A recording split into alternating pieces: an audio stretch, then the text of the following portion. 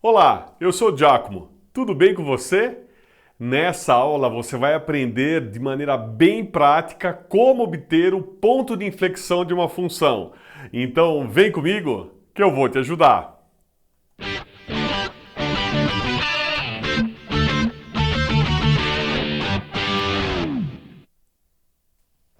Vamos lá, ó. E como de costume, ajude o canal, deixa seu like, se inscreve se você ainda não é inscrito ou inscrita.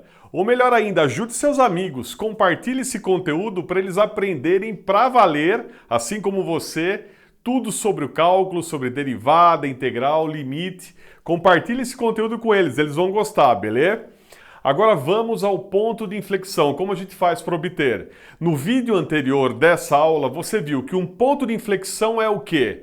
É um ponto onde há mudança de concavidade. Ou seja, você vai fazendo o traçado do gráfico e naquele ponto, num ponto de inflexão, a concavidade, a boca muda, por exemplo, boca para cima e depois fica boca para baixo.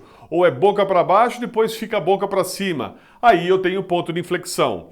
E você viu também uma propriedade muito importante. Você viu que num ponto de inflexão de uma função contínua, num ponto de inflexão, a derivada segunda ela vale zero ou ela não existe. E é isso que vai nortear o nosso caminho aqui para achar um ponto de inflexão. Vamos ver, ó. Então eu peguei aqui o seguinte exercício, ó. Obtenha se existir o ou os pontos de inflexão, né, dessa função. É uma velha função conhecida aqui nossa, que você tem o gráfico dela completo, achando máximo e mínimo, na aula sobre máximos e mínimos, sobre o teste da derivada primeira. É o terceiro vídeo do teste da derivada primeira. Depois, se você quiser ver em detalhes como eu obtive o máximo e o mínimo, que eu vou colocar aqui no gráfico, dá uma olhada naquele vídeo lá, tá? Então vamos agora para o ponto de inflexão, que estava faltando para essa função. Então a primeira ideia é a seguinte, vamos em busca das derivadas, né? A derivada primeira e a derivada segunda. Afinal, se tem um ponto de inflexão, a derivada segunda lá vale zero, a derivada segunda, então a gente vai precisar dela. Então eu pego essa função, derivada primeira, eu desço 3, subtraio 1, 3x². Desço 2, multiplicando aqui o 6, subtraio 1, vai dar o quê? Menos 12x. Derivada de 9x é 9 e derivada de 10 é 0, cancelou. Agora vamos para a derivada segunda, ó. O 2 desce novamente aqui, 2 vezes 3, 6x, e subtrair 1. Derivada de menos 12x, menos 12. Derivada de 9, 0. E agora nós vamos em busca dos candidatos à inflexão, isso mesmo. Lembra, se existe ponto de inflexão, né, naquele ponto de inflexão a derivada segunda vale 0 ou ela não existe. Então você pensa, quando é que essa derivada segunda vale 0 ou não existe? Pensa no caso, será que essa derivada segunda não existe? Tem algum valor de x que ela não existe? Você bate o olho e fala, não, Giacomo, essa função é uma função aqui afim ou uma função polinomial do primeiro grau, uma funçãozinha bem simples. Eu posso colocar qualquer valor de x aqui que ela sempre vai existir. Eu não tenho problemas para essa função. Então, o ponto de inflexão onde essa derivada segunda não existe, nesse caso não vai ocorrer. Então, se tem ponto de inflexão, é onde essa derivada segunda vale zero, beleza? Então, a gente faz essa derivada segunda valendo zero, tá? Então, ó, os candidatos ou a derivada segunda vale zero ou não existe. Não existe não é o caso aqui.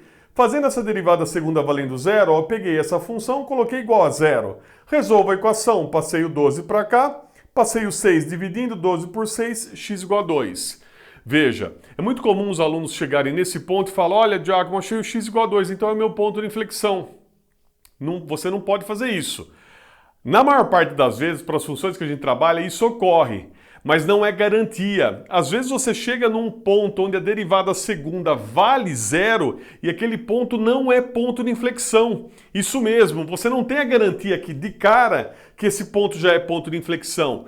Por isso que eu coloquei, ó, é um candidato à inflexão. Provavelmente, se existir inflexão, vai ser nele, tá? E aí o que eu faço? Eu marco esse ponto e vou analisar o que acontece com a concavidade à esquerda e à direita dele. Eu vou olhar o que está acontecendo antes e depois. Por quê? Porque para ser inflexão, o que tem que acontecer? Tem que ter mudança de concavidade. Então eu tenho que olhar antes e depois como é que está se comportando a concavidade, a boca dessa função. Então eu vou pegar um ponto aqui para teste, por exemplo, ponto 0, que é um ponto muito fácil de jogar e fazer conta. E aqui depois do 2 vou pegar, por exemplo, o ponto 3. e vou fazer contas aqui, beleza?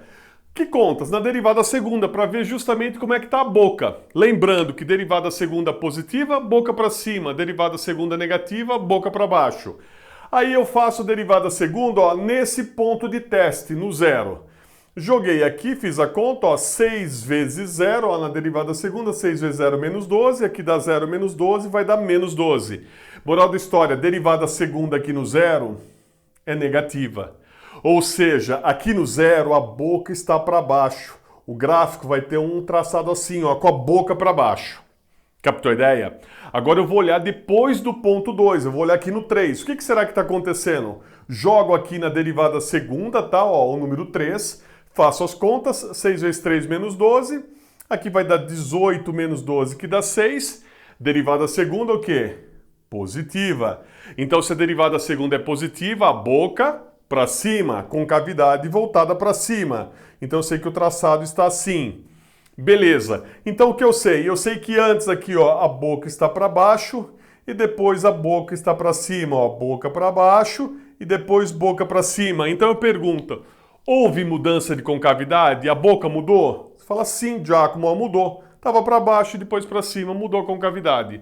Moral da história, o ponto x igual a 2 é ponto de inflexão. Então o x igual a 2 é ponto de inflexão. Por quê? Pois houve mudança, olha só, houve mudança de concavidade. Houve mudança de concavidade, de boca. Então é por isso que esse ponto é um ponto de inflexão, porque houve a mudança da concavidade. Agora uma coisa que é importante você calcular, qual é o valor da função no ponto de inflexão. Eu pego x igual a 2 e jogo na função original. Jogo na função original o 2 aqui, faço as contas, ó, 2 ao cubo menos 6 vezes 2 ao quadrado, mais 9 vezes 2 mais 10. Já fiz a conta. E descobri que o valor na função original é 12. Então, se você quiser escrever um ponto com suas coordenadas, você coloca, ó, é o ponto 2 e 12. Esse é o ponto de inflexão. Mas também no cálculo é correto a gente falar que o 2 é ponto de inflexão, ó, que aqui esse 2, o 2 aqui no eixo é ponto. Então a gente se refere no cálculo tanto aos valores do eixo x como sendo os pontos, assim como o próprio ponto aqui com as duas coordenadas. Então eu tenho aqui o 2 e o 12 sendo a inflexão, o ponto de inflexão. Beleza? E como eu disse, no vídeo 3 do teste da derivada primeira, nós fizemos esse gráfico completo. Nós descobrimos que o máximo local aqui é 1 e que o mínimo local ocorre aqui no 3, com esses valores de máximo e mínimo. Mas hoje aqui, ó, o nosso ponto de inflexão é o 2,12. E esse ponto tem uma propriedade muito interessante associada a ele e à derivada primeira. Ocorre algo muito interessante no ponto de inflexão em relação à função derivada primeira. E isso é o que você vai ver no próximo vídeo, agora, fechando essa aula de pontos de inflexão. Eu te aguardo, vai ser bem legal. E aí, essa aula te ajudou? Compartilhe! E no site tem bastante conteúdo extra. Um forte abraço e até a próxima!